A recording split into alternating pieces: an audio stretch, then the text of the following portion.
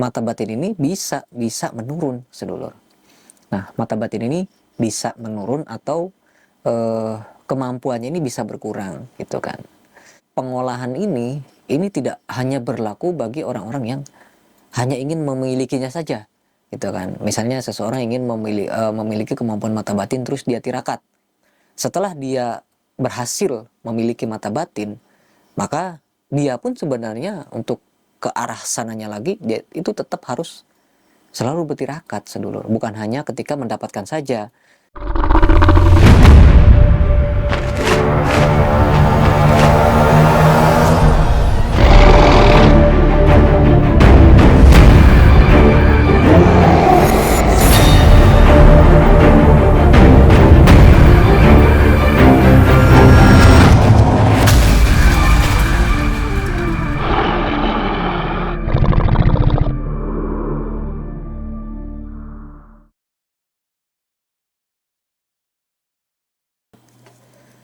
Assalamualaikum warahmatullahi wabarakatuh. Ketemu lagi dengan saya, Ki Bagus Purwas.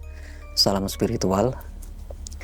Jadi, sedulur semua, pada kesempatan kali ini saya kembali lagi hadir untuk menemani sedulur semua. Seperti biasa ya, kita akan kembali lagi membahas tentang dunia spiritual, dunia supranatural, dan juga dunia ilmu kegaiban. Nah, sedulur semua, yang akan saya bahas pada video kali ini yaitu tentang mata batin ya. Jadi memang pembahasan tentang mata batin ini cukup luas. Jadi saya bahas. Nah, sedangkan yang jadi pembahasan intinya itu adalah apakah mata batin bisa menurun gitu ya apabila kita tidak mengasahnya. Nah, itu yang pada video ini akan kita bahas. Jadi kalau kita berbicara tentang mata batin, sedulur, mata batin itu adalah sebuah kemampuan atau sebuah anugerah ya. Kalau kita artikan, itu adalah sebuah anugerah yang langsung diberikan oleh Allah Subhanahu wa taala kepada kita. Itu ya. Jadi kenapa disebut anugerah? Karena memang tidak semua orang bisa membuka mata batin. Hanya orang-orang tertentu, hanya orang-orang yang memiliki hati yang bersih, yang tidak memiliki hati yang kotor gitu ya. Yang disebut kotor itu ya orang tersebut itu berperilaku baik gitu kan, berperilaku baik setiap harinya, tidak memiliki sifat iri, dengki, hasut dan lain sebagainya, apalagi sombong gitu kan. Nah, sedangkan orang-orang yang telah terbuka mata batinnya, telah diizinkan oleh Allah Subhanahu wa taala untuk melihat berbagai fenomena-fenomena gaib yang tidak bisa dilihat oleh orang normal gitu kan. Nah, jadi mata batin ini bisa menurun, sedulur. Nah, mata batin ini bisa menurun atau kemampuannya ini bisa berkurang gitu kan. Kenapa kok begitu? Ya jadi gini, mata batin itu kan dia itu berbentuk istilahnya mata atau cakra gitu ya. Cakra. Jadi ada cakra di kening itu ya. Di kening itu ada namanya cakra ajna. Cakra ajna ini dia itu sering disebut dengan mata batin atau mata ketiga atau indera keenam atau apa istilahnya, banyak ya. Setiap daerah beda nama. Nah, mata batin ini si cakra ini kalau sudah aktif itu ya, dia itu akan berputar. Cakra itu akan aktif dan berputar. Di bagian mata ini berputar aktif dia. Jadi di mana cakra itu aktif berputar, maka fungsi dari cakra tersebut itu akan bisa kita rasakan. Jadi kan setiap cakra di dalam tubuh kita itu berbeda-beda fungsi, sedulur. Nah, ini kalau yang mata batin ini, yang cakra ajna ini, itu ya, dia itu akan berputar dan fungsinya itu yaitu untuk mengetahui sesuatu yang tidak orang awam ketahui. Itu secara secara dasarnya lah gitu. Meskipun sebenarnya untuk mata batin ini pembahasannya lumayan kompleks gitu ya, panjang lebar gitu. Tapi ya itu pembahasan dasarnya itu secara dasarnya bisa melihat sesuatu yang tidak bisa dilihat oleh orang lain gitu. Nah, di mana apabila si cakra ini sudah berputar aktif, maka kita sebagai pemilik dari cakra tersebut tentunya harus sering rajin merawatnya sedulur. Makanya kok ada istilah meditasi, ada istilah yoga, ada istilah wirid, tirakat gitu kan. Jadi tirakat ini, pengolahan ini tidak hanya berlaku bagi orang-orang yang hanya ingin memilikinya saja gitu kan. Misalnya seseorang ingin memiliki kemampuan mata batin terus dia tirakat.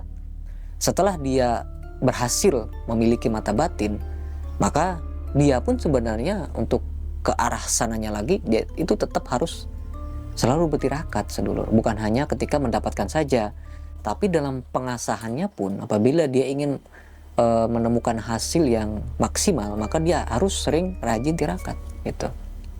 Ya, tirakat itu kan banyak jenisnya, banyak versinya. Tidak harus puasa, tidak harus meditasi, banyak sih kan, ada banyak gitu kan. Jadi tapi kalau untuk mata batin ini memang biasanya ya yang umum-umum itu kan puasa, meditasi dan lain sebagainya. Jadi di mana saat mata batin dia itu sering diolah, sering di istilahnya ditingkatkan gitu kan, power kekuatannya, maka akan menemukan hasil yang maksimal dan selalu terjaga tuah atau powernya sedulur. Namun apabila orang yang sudah terbuka mata batinnya ini ya, dia itu jarang merawat gitu kan, jarang meditasi lagi, jarang wirid lagi, jarang bertirakat lagi, maka ya pasti kemampuannya itu akan bisa menurun sedulur. Jadi misalnya gini, misalnya kita biasanya bisa melihat hal-hal gaib dan Allah tunjukkan kepada kita sesuatu yang belum pernah terjadi gitu kan. Terus kita bisa menangkap bisikan-bisikan dari dunia sekitar, dari alam gaib gitu ya. Nah tiba-tiba kita tidak mengasah, kita tidak istilahnya meningkatkan kemampuan mata batin ini, maka perlahan-lahan bisikan-bisikan atau sinyal-sinyal dari alam gaib itu perlahan-lahan akan berturun, akhirnya bisa istilahnya bisa berkurang, bahkan khasiat dari mata batin ini malah tidak bisa dirasakan lagi gitu. Makanya kita itu kalau sudah belajar sudah memasuki tahap pembelajaran mata batin, jangan sampai kita berhenti di tengah jalan sedulur. Karena apa?